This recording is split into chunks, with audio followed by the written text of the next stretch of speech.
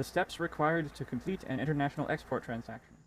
National Learning Service, SENA, presented by Edwin Eduardo Osorio Hernandez.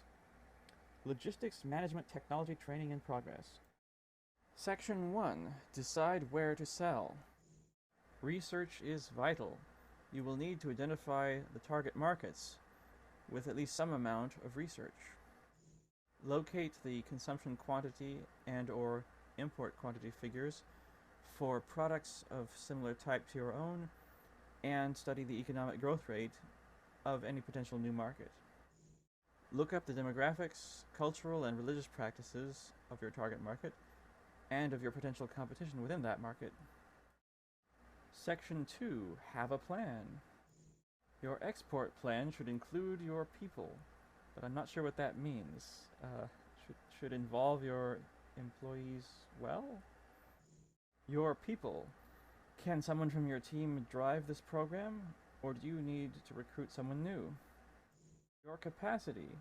Do you have enough capacity within your existing business to meet a new market's demands, or do you need to upscale? Or scale up. Upscale refers to being expensive. Your packaging. Will your packaging design appeal to your new market? Is there a legal requirement to do particular factors of labeling differently within the new market's nationality, or do you need to translate your labeling into their language, etc.? Your knowledge. Visit your potential new market. Showcase your products at trade fairs and build new contacts. Section 3. Choose a route to market. You have 4 possible vectors to consider. Method 1. Sell directly.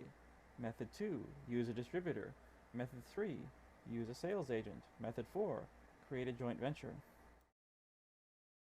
Section 4. Find the opportunities. Trade fairs are one of the best ways to find opportunities both in the United Kingdom and abroad. At such events, you can meet buyers and generate new business.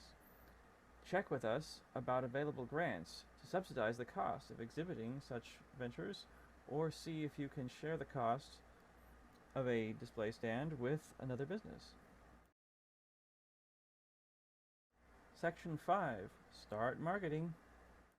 Advertisements can help you gain exposure, but can be expensive. As with the United Kingdom, be mindful of the target audience and expense level versus return on investment. Another option is to create a website with content translated according to your target market's native language. Global social media sites such as LinkedIn, Facebook, and Twitter can also help you prepare to promote, that's a tongue twister, your message quickly and free of charge. Although these do not cost anything to set up, they need time invested in order to keep them updated. Regardless the method you use, make sure that all of your marketing materials have up-to-date contact details for your company, along with the person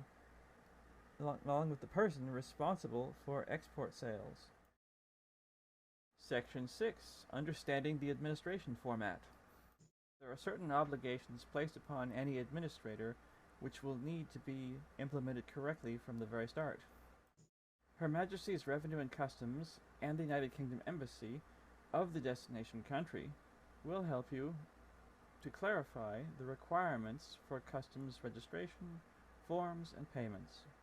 Regarding the European Union, products can move freely across borders without customs checks. Well, that's kind of the European Economic Community rather than the Union, but close enough.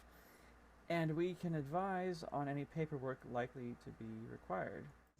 The buyer's value-added tax registration number must be shown on the invoice.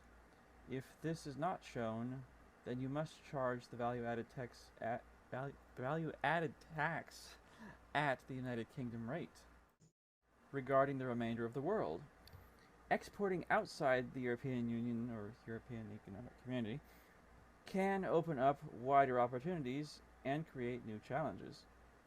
Although value-added tax is simpler, such as exports from the United Kingdom are zero-rated items, that would be hyphenated, You may encounter letters of credit for the first time or come across requirements for specific customs forms.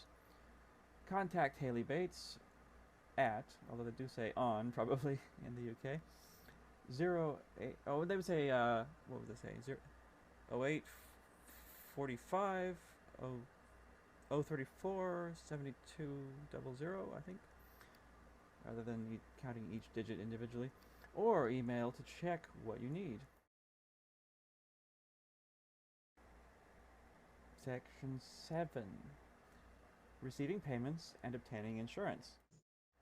Incoterms is not a word. Internationally agreed rules setting out delivery terms for goods traded across borders. Export documentation. Obtain the right documents to enter the market. Obtain the correct documents to enter the market. Written quotations. A written price quotation must set forth the details of your product, including the size and packaging.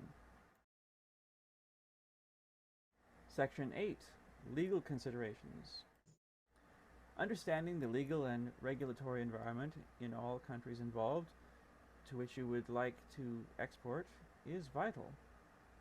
We can help you get your paperwork in order and place you in touch, it's put you in touch, with international lawyers should such be required. Things to consider are your product compliance certificates and liability coverage valid overseas. Check your intellectual property rights and register trademarks in those regions. You need to check your intellectual property rights and the registration of your trademarks in the target markets. Section 9. Transportation logistics. Yes, in Queen's English it would be transport logistics, but in American English that is thought of as not the abstract form of the word. Now that you have made the sale and agreed upon the terms, you must deliver the goods.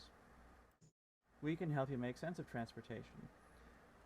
From your Incoterms insurance, whatever that means, duties and customs clearance, to the packaging you require and the methods of transportation or freight shipping freight forwarders, as in drop shipping, required.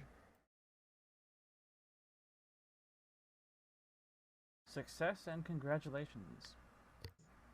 Now that you have successfully become an international export broker, the work doesn't stop here. Now you need to increase your chances of repeat business and become a reliable international export broker with a solid brand and reputation.